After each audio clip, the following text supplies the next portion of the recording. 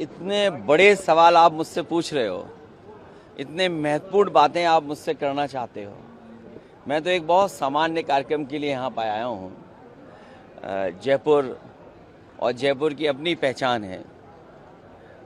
जयपुर जहाँ pink city के, जो आपने कहा गुलाबी शहर,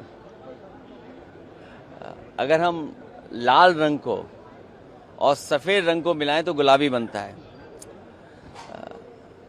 हेरिटेज को लेकर के, हारमोनियस हेरिटेज को लेकर के एक कार्यक्रम करने आया हूँ और यहाँ के वातावरण में साजी विरासत घुली हुई है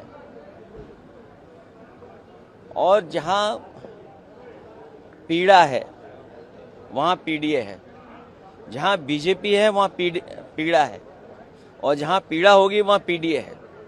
तो पीडीए की पौध भी लगाने आया हूँ मैं। ये जो बड़े सवाल आपने पूछे हैं कि बीजेपी अपना घोषणा पत्र लेकर के आई है, बीजेपी में एक बात बहुत अच्छी है उनके नेताओं में, वो कभी पीछे मुड़ के नहीं देखते हैं। वो जो बात कह देते हैं एक बार को, वो पूरी हुई है कि नहीं हुई है उस तरफ नहीं देखते हैं। कभी उन्होंने कहा था कि किसान की आय दोगुनी होगी, और मुझे नहीं पता कि जयपुर में ये बातें रखी होंगी बीजेपी ने कि नहीं, लेकिन आय दोगुनी की बात की थी। लेकिन महंगाई का अगर हिसाब किताब लगाए तो किसान की आय कितनी बड़ी होगी। दूसरा, क्योंकि राजस्थान टूरिज्म में बहुत आगे है। आपके बगल के शहर में, आगरा में, बीजेपी के लोग कह के गए थे कि $1 ट्रिलियन की इकोनॉमी टूरिज्म की बना देंगे। अगर आगरा की $1 ट्रिलियन की इकोनॉमी बन सकती है तो जयपुर की तो और ऊपर बन सकती है। लगता तो ये है इन दिनों कि जो डबल इंजन के लोग हैं आगे पीछे नहीं चल रहे हैं, रफ्तार एक दूसरे की नहीं बढ़ा रहे हैं, इनमें कहीं टकराव है, एक ही पटरी पे आमने सामने लड़ रहे हैं। और फिर हमें और आपको सबको सपना दिखाया था कि विश्व गुरु बन जाएंगे। ये मौका भारत सरकार ने और बीजेपी ने खोया है। अगर प्रधानमंत्री चाहते, इजराइल के दौरे के बाद वो ईरान में उतर जाते जैसे पाकिस्तान में उतरे थे, तो शायद दुनिया आज उन्हें विश्व गुरु के नाम पर और विश्व गुरु के रूप में पहचानते। लेकिन अब तो पता लग रहा है कि पाकिस्तान के चाचा वो सब चीजें कर रहे हैं जो उन्हें करनी चाहिए थी हमारे यहाँ विश्व गुरु जी को। शंकराचार्य जी को जान से मारने का धमकी मिली है, शंकराचार्य जी को ऑडियो वायरल है। हमारे पूजनीय शंकराचार्य को हर जगह अपमानित कर रहे हैं बीजेपी के लोग। सरकारें बीजेपी की हैं, इसलिए सुरक्षा देने की जिम्मेदारी भी बीजेपी की है। हुमायूं जी का कल से पश्चिम बंगाल में ऑडियो वायरल हो रहा है, एआईएमके ने उससे भी गठबंधन तोड़ लिया सर।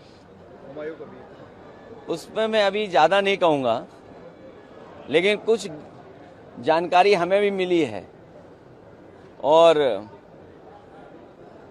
उन दलों का तालमेल भारतीय जनता पार्टी से बहुत गहरा रहा है। जी, महिला आरक्षण बिल लेकर के सरकार आ रही है और फोकस ये कह रहे हैं कि लीडरशिप हम महिलाओं को बहुत ज्यादा देने की तैयारी कर रहे हैं। आधी आबादी का जिक्र उन्होंने किया। किस तरीके से आप इसे देख रहे हैं? देखिए, जब आप 1/3 की बात कर रहे हैं तो गिनती की बात कर रहे हैं आप, और सेंसस से आपको गिनती मिलती है। आप 2011 का सेंसस मान करके आप देना चाहते हो, आप सेंसस के बाद क्यों नहीं देना चाहते हैं? और लागू कब होगा? लागू 29 के में होगा जा करके। तो ये जल्दीबाजी में और महिलाओं के साथ न्याय नहीं कर रहे हैं। हेमंता बिश्वा शर्मा में क्या संभावना है आपकी पार्टी की? पहले तो उत्तर प्रदेश में बीजेपी को हराएंगे, फिर राजस्थान आएंगे। सर, हेमंता हाँ, ये देखिए, आप बंगाल देखिए ना, क्या क्या बंगाल में कितने बड़े पैमाने पर और चिन्हित करके, ये देख करके कि किस बूथ पर बीजेपी हारती है, उसी पे दूसरी पार्टी के वोट कटवा दिए। और मैं आपको लखनऊ का, यूपी का उदाहरण दे सकता हूं कि जहां पर बीजेपी ने अपनी आईटी सेल के माध्यम से एक जो दस्तखत नहीं करना जानता था, नंदलाल निषाद, उसके फर्जी दस्तखत करके बीजेपी ने समाजवादी पार्टी का वोट कटवाया। और ये जब जानकारी हम लोगों ने सामने लाने का काम किया, अभी तक किसी अधिकारी पर कार्रवाई नहीं की। ये कार्रवाई इसलिए नहीं हो रही है क्योंकि चुनाव आयोग कार्रवाई नहीं करना चाहता है। चुनाव आयोग बीजेपी के इशारे पे काम कर रहा है। और ये एक उदाहरण नहीं है, पूरे उत्तर प्रदेश के जितने बाई इलेक्शन हुए उसमें भारतीय जनता पार्टी के इशारे पे इलेक्शन कमीशन ने काम किया। नीतीश कुमार आज राज्यसभा की शपथ लेंगे। मैं तो चाहता था कि वो प्रधानमंत्री के रूप में रिटायर हों। हमारे इंडिया गठबंधन के बहुत सारे साथियों की कोशिश थी कि वो प्रधानमंत्री बनकर के रिटायर होते, लेकिन अब सुनने में आ रहा है और लग रहा है कि राज्यसभा के सदस्य के रूप में वो रिटायर हो जाएंगे। सोचिए बीजेपी ने कितना बड़ा धोखा दिया उन्हें, उनके लोगों के साथ कितना बड़ा धोखा दिया है। एक आखिरी सवाल कि हेमंता बिस्वा शर्मा ने जिस तरीके से भाषा यूज की है, कांग्रेस कह रही कि ये एक मुख्यमंत्री की भाषा नहीं होनी चाहिए थी। अगर कभी हमारे मुख्यमंत्री जी की भाषा सुननी हो तो ANI पे सुन लेना आप।